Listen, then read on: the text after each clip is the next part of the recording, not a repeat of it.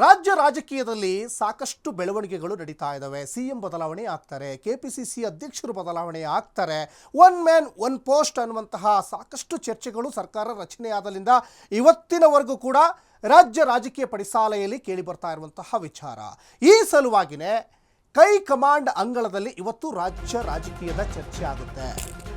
ಇನ್ನು ಕೈ ಕಮಾಂಡ್ ಅಂಗಳದಲ್ಲಿಂದು ರಾಜ್ಯ ರಾಜಕೀಯದ ಒಂದು ಮಹತ್ವದ ಚರ್ಚೆ ಆಗುತ್ತೆ. ವರಿಷ್ಠರ ಜೊತೆ CM Siddaramaiah, DCM DK Shivakumar high voltage meeting ಮಾಡ್ತಾರೆ. ಎಐಸಿಸಿ ಅಧ್ಯಕ್ಷ ಮಲ್ಲಿಕಾರ್ಜುನ್ ಖರ್ಗೆ, ಕೆಸಿ ವೇಣುಗೋಪಾಲ್ ಸೇರಿದಂತೆ ರಾಜ್ಯ ಉಸ್ತುವಾರಿ ರಣದೀಪ್ ಸಿಂಗ್ ಸುರ್ಜೇವಾಲಾ ಜೊತೆ ಸಿದ್ದು ಡಿಕೆಶಿ ಸಭೆಯನ್ನ ಮಾಡ್ತಾರೆ. ಮಹತ್ವದ ವಿಚಾರಗಳ ಬಗ್ಗೆ ಚರ್ಚೆಯನ್ನ ಮಾಡ್ತಾರೆ. ರಾಜ್ಯದಲ್ಲಿನ ಪ್ರಸ್ತುತ ಬೆಳವಣಿಗೆಗಳ ಬಗ್ಗೆನೂ ಕೂಡ ಮಹತ್ವದ ಮೀಟಿಂಗ್ ಅನ್ನ ಮಾಡ್ತಾರೆ. ವರಿಷ್ಠರ ಜೊತೆ ಸಿಎಂ ಮತ್ತೆ ಡಿಸಿಎಂ ಇಬ್ಬರೂ ಕೂಡ ಇವತ್ತು ದೆಹಲಿ ಪ್ರಯಾಣವನ್ನು ಬೆಳೆಸಿರೋದ್ರಿಂದ ಸಾಕಷ್ಟು ಕುತೂಹಲಗಳಿಗೂ ಕೂಡ ಕಾರಣ ಆಗ್ತಾ ಇದೆ. ಈ ಹಿಂದೆ ಎಲ್ಲ ಸಿ ಎಂ ದೆಹಲಿ ಭೇಟಿಯನ್ನು ಕೊಟ್ಟರೆ ಸಿ ಎಂ ದೆಹಲಿ ಭೇಟಿಯ ನಂತರ ಡಿ ಸಿ ಎಂ ಹೋಗ್ತಾ ಇದ್ರು, ಇಲ್ಲಾಂದರೆ ಡಿ ಸಿ ಎಂ ಹೋಗಿ ಅವರು ವಾಪಸ್ ಬಂದ ನಂತರ ಸಿ ಎಂ ಹೋಗ್ತಾ ಇದ್ರು. ಸಹಜವಾಗಿ ಈ ರೀತಿಯಾದಂತಹ ಪ್ರಕ್ರಿಯೆ ನಡೀತಾ ಇತ್ತು. ಆದರೆ ಸಿ ಎಂ ಮತ್ತು ಡಿ ಸಿ ಎಂ ಇಬ್ಬರೂ ಕೂಡ ಇವತ್ತು ಕೈ ಕಮಾಂಡ್ ನಾಯಕರನ್ನು ಇವತ್ತು ಭೇಟಿಯಾಗಿದ್ದಾರೆ. ಕೆಪಿಸಿಸಿ ಅಧ್ಯಕ್ಷರ ಬದಲಾವಣೆ ಬಗ್ಗೆ ಮಹತ್ವದ ಮಾತುಕತೆ ಆಗ್ತಾ ಇದೆ. ಕೆಪಿಸಿಸಿ ಅಧ್ಯಕ್ಷರು ಬದಲಾವಣೆ ಆಗ್ತಾರೆ ಅನ್ನುವಂಥ ಚರ್ಚೆ ಆಗ್ತಾ ಇತ್ತು. ನೂತನ ಸಾರಥ್ಯವನ್ನು ವಹಿಸಲಿಕ್ಕೆ ಕೆಲ ನಾಯಕರು ರೇಸ್ನಲ್ಲಿದ್ದಾರೆ. ಈಶ್ವರ್ ಖಂಡ್ರೆ, ಇನ್ನೊಂದು ಕಡೆ ಸತೀಶ್ ನಡುವೆ ಸಾಕಷ್ಟು ಇಬ್ಬರೂ ಕೂಡ ಸಚಿವರುಗಳೇ ಪೈಪೋಟಿ ನಡೀತಾ ಇದೆ. ಸ್ವಪಕ್ಷದ ನಾಯಕರಲ್ಲೇ ಪೈಪೋಟಿ ನಡೀತಾ ಇದೆ. ಒಬ್ಬರು ಅಹಿಂದ ನಾಯಕನಾಗಿ ಗುರುತಿಸಿಕೊಂಡಿದ್ರೆ ಮತ್ತೊಬ್ಬರು ಲಿಂಗಾಯತ ಸಮುದಾಯದ ನಾಯಕನಾಗಿ ಗುರುತಿಸಿಕೊಂಡಿದ್ದಾರೆ. ಹಾಗಾಗಿ ಇಲ್ಲಿ ಬಹಳ ಮುಖ್ಯವಾಗಿ ಕೆಪಿಸಿಸಿ ಅಧ್ಯಕ್ಷರ ಬದಲಾವಣೆ ಬಗ್ಗೆ ಸಾಕಷ್ಟು ಚರ್ಚೆ ಆಗ್ತಾ ಇರುವಂತಹ ಬೆನ್ನಲ್ಲೇ ಈಶ್ವರ್ ಖಂಡ್ರೆ ಪರ ಹೆಚ್ಚಿನ ಒಲವು ಎಂಬ ಚರ್ಚೆ ಕೂಡ ಈಗ ಜೋರಾಗ್ತಾ ಇದೆ. ಶರಣಪ್ರಕಾಶ್ ಪಾಟೀಲ್ ಜೊತೆಗೆ ಅಪ್ಪಾಜಿ ನಾಡಗೌಡ ಬಗ್ಗೆನೂ ಕೂಡ ಚರ್ಚೆ ಆಗ್ತಾ ಇದೆ. ಶರಣಪ್ರಕಾಶ್ ಪಾಟೀಲ್ ಬಗ್ಗೆ ಎಐಸಿಸಿ ಅಧ್ಯಕ್ಷ ಮಲ್ಲಿಕಾರ್ಜುನ್ ಖರ್ಗೆ ಅವರ ಒಂದು ಒಲವು ಇದ್ದಂತೆ ಕಾಣಿಸ್ತಾ ಇದೆ. ಅವರು ಆಗ್ಬಹುದು ಅನ್ನುವಂತಹ ಒಂದಿಷ್ಟು ವಿಚಾರಗಳು ಕೂಡ ನಡೀತಾ ಇತ್ತು. ಇನ್ನೊಂದು ಕಡೆ ಕೆಪಿಸಿಸಿ ಅಧ್ಯಕ್ಷ ಸ್ಥಾನದ ಆಕಾಂಕ್ಷಿಗಳಲ್ಲಿ ಸಂತೋಷ್ ಲಾಡ್ ಕೂಡ ಇದ್ದಾರೆ. ಕಾರ್ಮಿಕ ಸಚಿವ ಸಂತೋಷ್ ಲಾಡ್ ಕೂಡ ಇದ್ದಾರೆ. ಆದರೆ ಇಲ್ಲಿ ಬಹಳ ಮುಖ್ಯವಾಗಿ ಈ ಏನು ಕಾಂಗ್ರೆಸ್ ಸರ್ಕಾರ ಅಧಿಕಾರಕ್ಕೆ ಬಂತಲ್ಲ, ಇದರಲ್ಲಿ ಲಿಂಗಾಯತ ನಾಯಕರ ಪ್ರಭಾವ ಜಾಸ್ತಿ ಇದೆ. ಲಿಂಗಾಯತರು ಒಂದು ದೊಡ್ಡ ಮಟ್ಟದಲ್ಲಿ ಕೈ ಹಿಡಿದ್ರು. ಹಾಗಾಗಿ ಸುಮಾರು ಒಂದು 45-46 ಜನ ಲಿಂಗಾಯತ ಅಭ್ಯರ್ಥಿಗಳಿಗೆ ಟಿಕೆಟನ್ನು ಕೊಟ್ಟರು. ಅದರಲ್ಲಿ 30+ ಲಿಂಗಾಯತ ಶಾಸಕರುಗಳು ಕಾಂಗ್ರೆಸ್ ಪಕ್ಷದಲ್ಲಿ ಇವತ್ತು ಶಾಸಕರಾಗಿದ್ದಾರೆ. ಕೆಲವರು ಸಚಿವರು ಕೂಡ ಆಗಿದ್ದಾರೆ. ಅದರಲ್ಲಿ ಈಶ್ವರ್ ಖಂಡ್ರೆ ಪ್ರಮುಖ ಸ್ಥಾನದಲ್ಲಿ ಗುರುತಿಸ್ಕೊಂಡಿದ್ದಾರೆ. ಇನ್ನೊಂದು ಕಡೆ ಈ ತುಕಾರಾಮ್ ಇವರು ಕೂಡ ಸಂಸದರು. ಹಾಗಾಗಿ ಯಾವುದೇ ಕ್ಷಣದಲ್ಲಿದ್ದರೂ ಕೂಡ ಕೆಪಿಸಿಸಿ ನೂತನ ಸಾರಥಿ ಘೋಷಣೆ ಆಗುವಂತಹ ಸಾಧ್ಯತೆ ಇದೆ. ಖಾಲಿ ಇರುವ 4 ಸ್ಥಾನಗಳಿಗೆ MLC ಆಯ್ಕೆ ಕುರಿತು ಕೂಡ ಚರ್ಚೆಯನ್ನು ಮಾಡ್ತಾರೆ ಇವತ್ತು ಸಿಎಂ ಡಿಸಿಎಂ. ಈ ಬಗ್ಗೆ ಸಿಎಂ ಸಿದ್ದು ಡಿಸಿಎಂ ಡಿಕೆಶಿ ನಡುವೆ ಈಗ ಒಮ್ಮತ ಮೂಡ್ತಾ ಇಲ್ಲ. ಭವಿಷ್ಯದ ನಾಯಕತ್ವ, ಸಮುದಾಯ, ಪ್ರಾದೇಶಿಕತೆ ನೋಡಿ ಆಯ್ಕೆಯನ್ನು ಕೂಡ ಮಾಡ್ತಾರೆ. ಇನ್ನು ಮಹತ್ವದ ಸಭೆಯಲ್ಲಿ ಹನಿ ಟ್ರ್ಯಾಪ್ ಬಗ್ಗೆ ಸಾಕಷ್ಟು ಚರ್ಚೆ ಆಗಿದೆ. ಸದನದಲ್ಲೇ ದೊಡ್ಡ ಮಟ್ಟದಲ್ಲಿ ಕೋಲಾಹಲ ಎಬ್ಬಿತ್ತು. ಸಹಕಾರ ಸಚಿವ KN ರಾಜಣ್ಣ ನನ್ನ ಮೇಲೇ ಹನಿ ಟ್ರ್ಯಾಪ್ ಆಗಿದೆ ಅಂತ ಹೇಳ್ತಾ ಇದ್ರು. ಈಗ ಹನಿ ಟ್ರ್ಯಾಪ್ ಈಗ ಕೊಲೆ ಸುಪಾರಿ ಹಂತಕ್ಕೆ ಹೋಗಿ ನಿಂತಿದೆ. ಹಾಗಾಗಿ ಕೆಪಿಸಿಸಿ ಅಧ್ಯಕ್ಷ ಸ್ಥಾನಕ್ಕೆ ಸಾಕಷ್ಟು ಜನ ಪೈಪೋಟಿಯಲ್ಲಿದ್ದಾರೆ. ಸತೀಶ್ ಜಾರಕಿಹೊಳಿ ಅಂತೂ ಡೇ 1ನಿಂದನೂ ಕೂಡ ಅವರ ಹೆಸರು ಮುಂಚೂಣಿಯಲ್ಲಿ ಬರ್ತಾ ಇತ್ತು. ಸಿದ್ದರಾಮಯ್ಯನವರ ಆಪ್ತ ವಲಯದಲ್ಲಿ ಗುರುತಿಸಿಕೊಂಡಿರುವಂತಹ ಸತೀಶ್ ಜಾರಕಿಹೊಳಿ ಇಲ್ಲಿ ಬಹಳ ಮುಖ್ಯವಾಗಿ ಹಿಂದುಳಿದ ಕೋಟದಡಿ ಕೊಡ್ತಾರಾ, ಅಥವಾ ಇಲ್ಲಿ ಅಪ್ಪಾಜಿ ನಾಡಗೌಡ ಇವರು ಕೂಡ ಇತ್ತೀಚಿನ ದಿನಗಳಲ್ಲಿ ಸಾಕಷ್ಟು ಮುಂಚೂಣಿಯಲ್ಲಿ ಬರ್ತಾ ಇರುವಂತಹ ಹೆಸರು. ಇನ್ನೊಂದು ಕಡೆ ಈ ತುಕಾರಾಮ್ ಇಲ್ಲಿ ಸಂಡೂರು ಕ್ಷೇತ್ರದ ಸೋಲಿಲ್ಲದ ಸರದಾರನಾಗಿ ಈ ಹಿಂದೆ ಆ ಕ್ಷೇತ್ರವನ್ನು ಪ್ರತಿನಿಧಿಸ್ತಾ ಇದ್ರು, ಗೆದ್ಕೊಂಡು ಬಂದಿದ್ರು. 4 ಬಾರಿ MLA ಕೂಡ ಆಗಿದ್ದಾರೆ. ಇನ್ನು ಈಶ್ವರ್ ಖಂಡ್ರೆ ಬೀದರ್ ಭಾಗದ ಬಹಳ ಪ್ರಭಾವಿ ನಾಯಕ, ಜೊತೆಗೆ ಲಿಂಗಾಯತ ಸಮುದಾಯದ ಬಹಳ ಪ್ರಭಾವಿ ನಾಯಕ. ಇವರು ಈಗಾಗಲೇ ಇವರು ಅರಣ್ಯ ಖಾತೆ ಸಚಿವರು ಕೂಡ ಆಗಿದ್ದಾರೆ. ಮತ್ತೊಂದು ಕಡೆ ಡಿಕೆ ಶಿವಕುಮಾರ್ ಅವರ ಸಹೋದರ, ಒಕ್ಕಲಿಗ ಕೋಟದಡಿ ಕೊಡೋದಾದ್ರೆ ಡಿಕೆ ಸುರೇಶ್ ಇಲ್ಲಿ ಮುಂಚೂಣಿಯಲ್ಲಿದ್ದಾರೆ. ಇನ್ನು ವರಿಷ್ಠರ ಜೊತೆ ಕೆಪಿಸಿಸಿ ಅಧ್ಯಕ್ಷರ ಬದಲಾವಣೆ ಬಗ್ಗೆ ಸಾಕಷ್ಟು ಚರ್ಚೆ ಆಗ್ತಾ ಇದೆ. ಇವತ್ತು ದಿಢೀರ್ ದೆಹಲಿಗೆ ಈಗಾಗಲೇ ಈಶ್ವರ್ ಖಂಡ್ರೆ ಕೂಡ ತೆರಳಿದ್ದಾರೆ. ವರಿಷ್ಠರ ಜೊತೆ ಕೆಪಿಸಿಸಿ ಅಧ್ಯಕ್ಷರ ಬದಲಾವಣೆ ಬಗ್ಗೆ ಸಾಕಷ್ಟು ಒಂದು ಕಡೆ ಚರ್ಚೆ.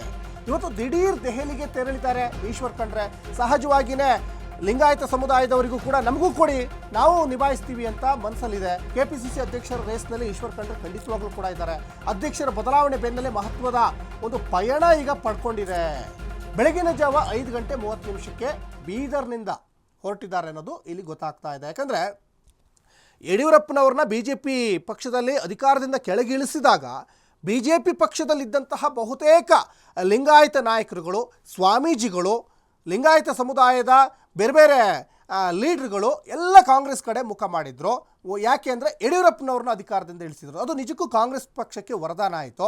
ಈಗ ಸಹಜವಾಗಿಯೇ ಒಂದು 30+ ಶಾಸಕರು ಕಾಂಗ್ರೆಸ್ ಪಕ್ಷದಲ್ಲಿರೋದ್ರಿಂದ ಅದ್ರ ಜೊತೆಗೆ ಬಹಳಷ್ಟು ಜನ ಪ್ರಭಾವಿ ಲೀಡ್ರುಗಳು ಈಗಾಗಲೇ ಸಚಿವರು ಕೂಡ ಆಗಿರೋದ್ರಿಂದ ಈಶ್ವರ್ ಖಂಡ್ರೆ ಆದಿಯಾಗಿ ನಮಗೂ ಕೊಡಿ, ನಮ್ಮ ಪ್ರಾಬಲ್ಯನೂ ಕೂಡ ಇದೆ, ಕಾಂಗ್ರೆಸ್ ಪಕ್ಷ ಅಧಿಕಾರಕ್ಕೆ ಬರಲಿಕ್ಕೆ ನಮ್ಮ ಕೊಡುಗೆನೂ ಅಪಾರ ಪ್ರಮಾಣದಲ್ಲಿದೆ ಅಂತ ಒಂದು ಕಡೆ ಲಿಂಗಾಯತ ನಾಯಕರು ಕೂಡ ಮೊನ್ನೆ ಎಲ್ಲ ಒಂದು ದೊಡ್ಡ ಮಟ್ಟದಲ್ಲಿ ಸಭೆಗಳನ್ನು ಮಾಡಿದ್ದಾರೆ. ಇನ್ನು ಮೊನ್ನೆ ಕೂಡ ಈಶ್ವರ್ ಖಂಡ್ರೆ ದೆಹಲಿಗೆ ಹೋಗಿದ್ರು. ಇದೇನು ಇವತ್ತೇನು ಹೊಸತೇನಲ್ಲ, ಮೊನ್ನೆ ಕೂಡ ದೆಹಲಿಗೆ ಹೋಗಿದ್ದಾರೆ, ವರಿಷ್ಠರ ಜೊತೆ ಮಾತಾಡಿದ್ದಾರೆ.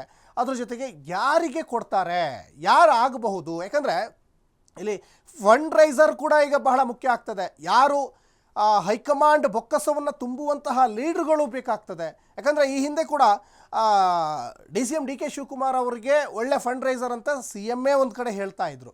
ಇಲ್ಲಿ ಫಂಡ್ ರೈಸರ್ ಕೂಡ ಬಹಳ ಮುಖ್ಯ ಆಗ್ತದೆ.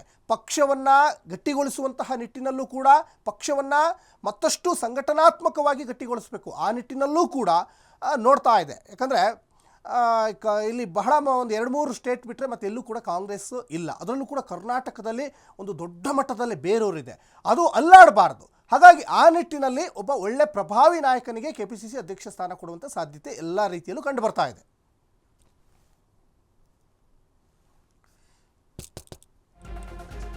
ಇನ್ನು ರಾಹುಲ್ ಗಾಂಧಿ ಜೊತೆಗೆ ರಾಜ್ಯದ ತ್ರಿವಳಿ ಸಚಿವರು ಕೂಡ ಸಭೆಯನ್ನ ಮಾಡ್ತಾರೆ.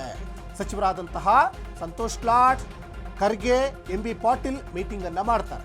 ಇನ್ನು ಸಾಮಾಜಿಕ ಭದ್ರತೆ ಮತ್ತು ಕಲ್ಯಾಣ ಮಸೂದೆ 2024 ಮಸೂದೆ ಜಾರಿಗೆ ಮುಂದಾಗಿದ್ದ ರಾಜ್ಯ ಕಾಂಗ್ರೆಸ್ ಸರ್ಕಾರ. ಅಂದರೆ ಈ ಒಂದು ವಿಚಾರದಲ್ಲಿ ಮಸೂದೆಗೆ ಬಂಡವಾಳಗಾರರಿಂದ ಸಾಕಷ್ಟು ವಿರೋಧ ಕೂಡ ವ್ಯಕ್ತವಾಗಿತ್ತು, ಬಂಡವಾಳಗಾರರಿಂದ. ಇನ್ನು ಸಚಿವರ ನಡುವೆಯೂ ಕೂಡ ಕೆಲವು ಭಿನ್ನಾಭಿಪ್ರಾಯ ಕೂಡ ಸೃಷ್ಟಿಯಾಗಿತ್ತು.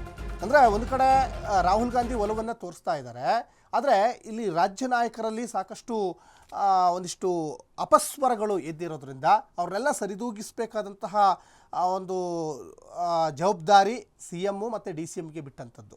ಇನ್ನು ಮತ್ತೊಂದು ಕಡೆ ಇಲ್ಲಿ KPCC ಅಧ್ಯಕ್ಷ ಸ್ಥಾನದ ಆಕಾಂಕ್ಷಿಗಳನ್ನು ಕೂಡ ಗಮನಿಸ್ತಾ ಇದ್ದೀರಾ. DK ಸುರೇಶು ಕಳೆದ ಲೋಕಸಭಾ ಚುನಾವಣೆಯಲ್ಲೂ ಕೂಡ ಸೋತ್ಬಿಟ್ರು. KPCC ಅಧ್ಯಕ್ಷ ಸ್ಥಾನ ನನಗೆಲ್ಲಾದರೂ ತಪ್ಪಿದ್ರು ಕೂಡ ನನ್ನ ಸಹೋದರನಿಗಾದರೂ ಸಿಗಲಿ ಅಂತ DK ಶಿವಕುಮಾರ್ ಒಂದು ಕಡೆ ಆಸೆ ಇಟ್ಕೊಂಡಿದ್ದಾರೆ. ಇನ್ನು ಎಲೆಕ್ಷನ್ ಸಂದರ್ಭದಲ್ಲಿ ಗಿಗ್ ವರ್ಕರ್ಸ್ಗೆ ಕಾನೂನು ಜಾರಿ ಮಾಡ್ತಿದೆ, ಸಾಮಾಜಿಕ ಭದ್ರತೆ ನೀಡುವ ಭರವಸೆಯನ್ನು ರಾಹುಲ್ ಗಾಂಧಿ ನೀಡಿದ್ರು. ಹಾಗಾಗಿ ಸಾಮಾಜಿಕ ಭದ್ರತೆಯನ್ನು ನೀಡುವಂತಹ ವಿಚಾರ, ಭರವಸೆಯನ್ನು ಈಡೇರಿಕೆಗಾಗಿ ಸಚಿವರನ್ನ ಈಗ ಇಲ್ಲಿ ಒಂದಿಷ್ಟು ಮನವೊಲಿಸುವಂಥ ಕೆಲಸಕ್ಕೂ ಕೂಡ ಮುಂದಾಗ್ತಾರೆ. ಬಂಡವಾಳಗಾರರು ಗಿಗ್ ವರ್ಕರ್ಸ್ ಅನುಕೂಲ ಸರಿದೂಗಿಸಬೇಕು. ಹೀಗಾಗಿ ಮಹತ್ವ ಪಡೆದಿದೆ ರಾಗ ಜೊತೆಗಿನ ತ್ರಿವಳಿ ಸಚಿವರ ಮೀಟಿಂಗ್. ಇನ್ನು ಗಿಗ್ ವರ್ಕರ್ಸ್ಗೆ ಕಾನೂನು ಜಾರಿ ಮಾಡ್ತೀವಿ ಅಂತ ಎಲೆಕ್ಷನ್ ಸಂದರ್ಭದಲ್ಲಿ ರಾಹುಲ್ ಗಾಂಧಿನೇ ಹೇಳಿದ್ರು. ಅಂದರೆ ಈಗ ಸಾಮಾಜಿಕ ಭದ್ರತೆಯನ್ನು ಒದಗಿಸಿಕೊಡುವಂತಹ ವಿಚಾರ. ಯಾಕಂದರೆ ಎಲೆಕ್ಷನ್ ಸಂದರ್ಭದಲ್ಲಿ ಸಹಜವಾಗಿ ಲೀಡ್ರುಗಳು, ರಾಜಕಾರಣಿಗಳು, ಜನಪ್ರತಿನಿಧಿಗಳು ಭರವಸೆಗಳನ್ನು ಕೊಟ್ಟಿರ್ತಾರೆ. ಯಾಕಂದರೆ ಅಧಿಕಾರಕ್ಕೆ ಬರಲೇಬೇಕು ಅಂತ. ಅಧಿಕಾರಕ್ಕೆ ಬಂದ ಮೇಲೆ ಒಂದು 100 ಆಶ್ವಾಸನೆ ಕೊಟ್ಟಿದ್ದರಲ್ಲಿ ಒಂದು ಕೆಲವೊಂದು 2-3 ಆದರೂ ಈಡೇರಿಸಬೇಕಲ್ವಾ. ಹಾಗಾಗಿ ಆ 100 ಈಡೇರಿಸಲಿಕ್ಕೆ ಆಗಲಿಲ್ಲ ಅಂದರೆ ಕೆಲವೊಂದನ್ನಾದರೂ ಈಡೇರಿಸಬೇಕು. ಹಾಗಾಗಿ ಈ ಒಂದು ವಿಚಾರದಲ್ಲಿ ರಾಹುಲ್ ಗಾಂಧಿ ಒಂದು ಕಡೆ ರಾಹುಲ್ ಗಾಂಧಿ ಜೊತೆಗೆ ಮೀಟಿಂಗ್ ಕೂಡ ಮಾಡ್ತಾರೆ. ಎಷ್ಟರ ಮಟ್ಟಿಗೆ ಇದು ಸಕ್ಸಸ್ ಆಗುತ್ತೆ ಅದು ಕೂಡ ಈಗ ನೋಡಬೇಕಾಗಿದೆ. ಇನ್ನು ಇವತ್ತು ದೆಹಲಿಯಲ್ಲಿ CM ರಾಹುಲ್ ಗಾಂಧಿಯವ್ರನ್ನ ಭೇಟಿಯಾಗ್ತಾರೆ. CM ಸಿದ್ದರಾಮಯ್ಯ ರಾಹುಲ್ ಗಾಂಧಿ ಜೊತೆ 1-to-1 ಮೀಟಿಂಗ್ ಮಾಡ್ತಾರೆ. ಭಾಳಷ್ಟು ರಾಜ್ಯದಲ್ಲಿ ನಡೀತಾ ಇರುವಂಥ ಬೆಳವಣಿಗೆಗಳ ಬಗ್ಗೆ ಚರ್ಚೆ ಆಗುತ್ತೆ. ಬೆಳಗ್ಗೆ 10:30 ಜನಪತ್ ನಿವಾಸದಲ್ಲಿ ಮಹತ್ವದ ಸಭೆ ಇದೆ, ಮಹತ್ವದ ಸಭೆ. KPCC ಅಧ್ಯಕ್ಷರ ಬದಲಾವಣೆ, ಸಂಪುಟ ವಿಸ್ತರಣೆ, ಪರಿಷತ್ ನಾಮನಿರ್ದೇಶನ ಕುರಿತು ಸಭೆಯಲ್ಲಿ ಮಹತ್ವದ ಚರ್ಚೆ ಆಗ್ತದೆ. ಯಾಕಂದರೆ ಈ ಸರ್ಕಾರ ರಚನೆಯಾಗಿ 2 ವರ್ಷ ಆಯಿತು. 2 ವರ್ಷದಿಂದ ಕೂಡ ಯಾಕಂದರೆ 135+ ಶಾಸಕರಿರುವಂತಹ ನಮ್ಮದು ಸುಭದ್ರ ಸರ್ಕಾರ, ನಮ್ಮದು ಐತಿಹಾಸಿಕ ಗೆಲುವು ಕೊಟ್ಟಿರುವಂಥ ಸರ್ಕಾರ ಅಂತ ಅವರೇ ಬೆನ್ನು ತಟ್ಕೊಳ್ತಾ ಇದ್ದರೂ ಕೂಡ ಒಳಗೊಳಗಡೆನೇ ಸಾಕಷ್ಟು ಆತಂಕಗಳಿದ್ದಾವೆ, ಒಳಗೊಳಗಡೆನೇ ಒಳಬೇಗುದಿಗಳಿದ್ದಾವೆ, ಆಂತರಿಕ ಕಲಹಗಳಿದ್ದಾವೆ. ಮತ್ತು ಈ ಹೈಕಮಾಂಡ್ಗೆ ಈ ರಾಜ್ಯ ನಾಯಕರ ಒಂದಿಷ್ಟು ಅಸಮಾಧಾನಗಳನ್ನು ಸರಿ ಮಾಡೋದೇ ಒಂದು ದೊಡ್ಡ ಟೆನ್ಷನ್ ಆಗಿಬಿಟ್ಟದೆ. ಮೊನ್ನೆ ಹೇಳಿದ್ರು ರಾಜ್ಯಕ್ಕೆ ಬಂದಾಗ AICC ಅಧ್ಯಕ್ಷರು ಮಲ್ಲಿಕಾರ್ಜುನ್ ಖರ್ಗೆ ಅವರು, ಸಿದ್ದರಾಮಯ್ಯನವರು ಮತ್ತು DK ಶಿವಕುಮಾರ್ ಜೊತೆಯಾಗಿ ಹೋಗಬೇಕು, ನೀವು ಈ ಥರ ಕಿತ್ತಾಡ್ಕೊಂಡ್ರೆ ಪಕ್ಷಕ್ಕೆ ತುಂಬ ತೊಂದರೆ ಆಗುತ್ತೆ ಅಂತ ಒಂದು ಕಿವಿ ಮಾತು ಬಹಿರಂಗವಾಗಿ ಹೇಳಿದರು.